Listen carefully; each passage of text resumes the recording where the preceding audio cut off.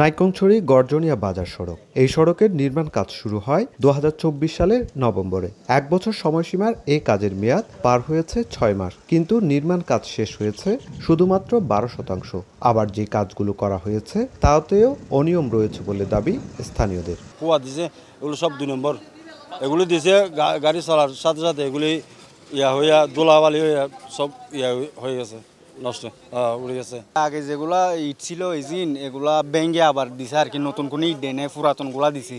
মঙ্গলবার দুপুরে স্থানীয় সরকার প্রকৌশল অধিদপ্তর রামু উপজেলা কার্যালয়ে অভিযানে যান দুর্নীতি দমন কমিশন সমন্বিত কক্সবাজার কার্যালয়ের কর্মকর্তারা। সেখান থেকে সরাসরি উপজেলা প্রকৌশলীকে নিয়ে নাইক্ষ্যংছড়ি গর্জনিয়া বাজার সড়ক নির্মাণ কাজের অংশে যায় দুদক, যেখানে সড়ক নির্মাণ কাজে নানা অসঙ্গতি দেখতে পায় দুদক। বেরিয়ে আসে নির্মাণ কাজে নিম্নমানের সামগ্রী এবং পুরনো ইটের খোয়ার ব্যবহার, তারও নমুনা সংগ্রহ করে দুদক। তবে উপজেলা প্রকৌশলী দায়ী করছেন ঠিকাদার প্রতিষ্ঠানকে।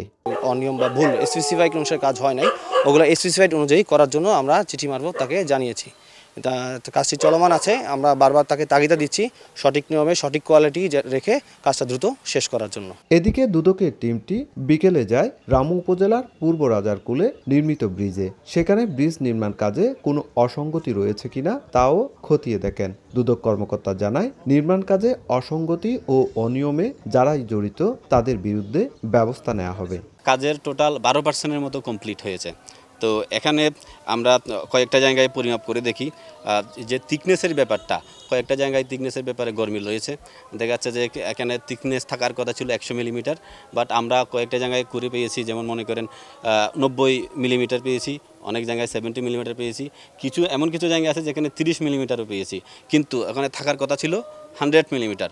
তো এই জায়গায় যে ওনার যে একটা অসঙ্গতি দুর্নীতির একটা চিত্র আমাদের পরিলক্ষিত হচ্ছে। নাইক্ষ্যংছড়ি গর্জনিয়া বাজার ২.৬ কিলোমিটার সড়কটি ৪ কোটি টাকা ব্যয়ে নির্মাণ কাজ করছে ঠিকাদার প্রতিষ্ঠান আসাদ এন্টারপ্রাইজ, কিন্তু অভিযানের সময় প্রতিষ্ঠানটির কাউকে পাওয়া যায়নি।